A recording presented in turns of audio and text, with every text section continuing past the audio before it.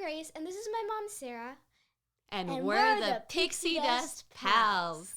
Today we're going to be talking about how to survive long lines with kids. Yes, we thought this would be good. It's a hot day where we are, and it just kind of makes us think of what it's like in Disney World when you are waiting in those super long lines for a long time and your kids start throwing tantrums because they're hot. So we want to help you out today so you're ready for your next trip to Disney. But before we jump in, will you guys do us a big favor? Will you just sprinkle some pixie dust on us by liking and subscribing to our channel? That means so much to us. And we also have a little piece of trivia to kick off our show. So our question is, of all the rides in Disney at all the parks, which ride do you think has had the longest wait time ever? And we will answer this question at the very end of this episode, but go ahead and drop in a comment right now what your guess is. And then we're going to hop right in here to tip number 1 for surviving the long lines. Tip number 1 is dress for comfort. I know a lot of people will wear those adorable little Cinderella shoes, but chances are they're not going to feel good after 3 hours of straight walking and standing. Yeah, your little princess is going to turn into a little tantruming princess when her feet start to hurt. So you think of it a lot with walking, like, oh yeah, we'll put her in the stroller and she'll be okay. But in line 2, there's just so much standing. So you want comfortable shoes. And what about clothes? You're going to want to wear something light and pack a light jacket so that, because even in Florida, especially at night and in the winter, it can get kind of chilly. Yeah, so definitely want something light and breathable because it's a small little thing, but if you're wearing the wrong outfit and you're hot or you're itchy, you're uncomfortable, you're going to be very aware of it when you wait in that 3-hour line for Rise of the Resistance. So that's our tip number 1.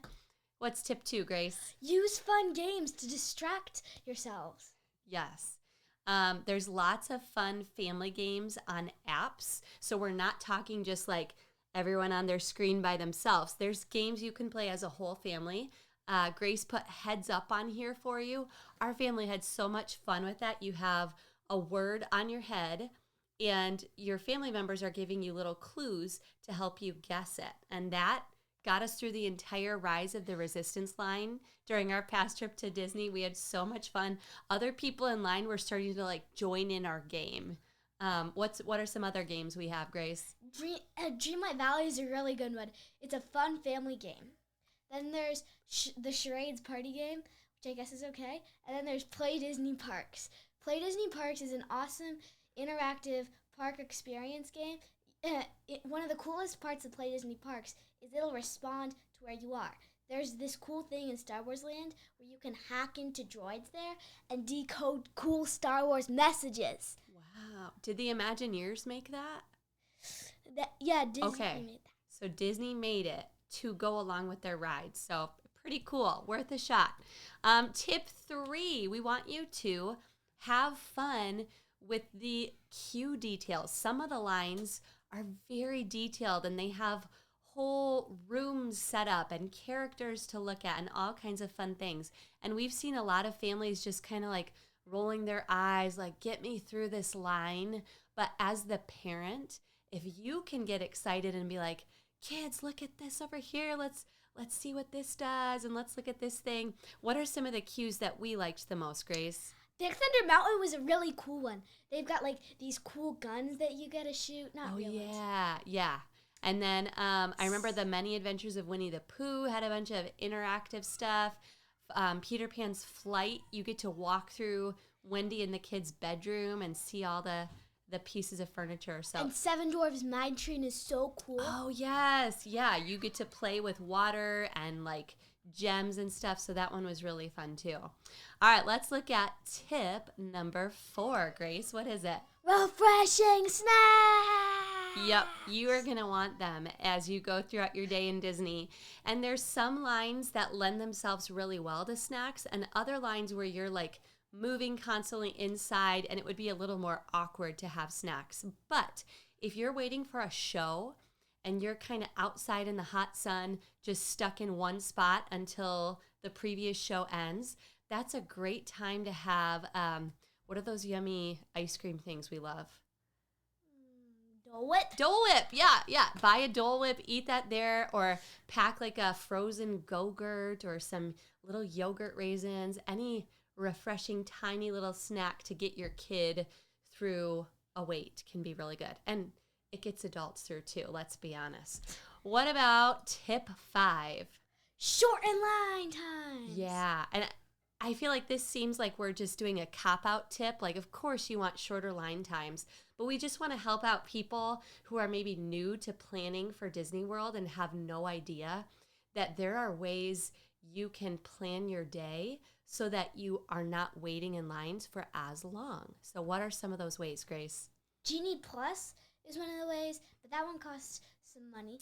That does cost money. So Genie Plus is part of the Disney app.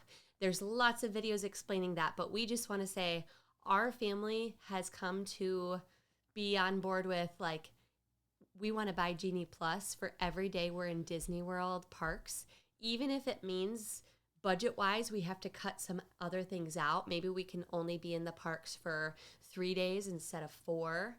But it's hard to make the most of a park day now without Genie Plus. It really makes a big difference in how many rides you're able to get on. So that's one way. What's another way to shorten lines?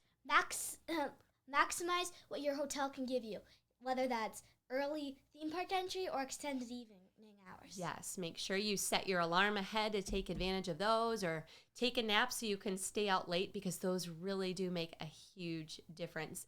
And also, there's a lot of research put into touring plans, which are ways to lay out your day to hit rides when they are like the least popular. So maybe you want to go for the biggest attractions first thing in the morning when some people are busy snoozing at their hotel, and instead of hitting it at noon when everybody is waiting in line. And then at noon, you go for some of those less popular rides. So that's just one little tip for shortening your line times. But we hope that these 5 tips are going to help you handle all the lines at Disney World. And now, as promised, we have our answer to the trivia questions. So, Grace, first I want to ask what you think of all of the rides in all of the Disney World parks. Which one do you think had the very longest wait time ever? I know. Was it Space Mountain? That's a good guess.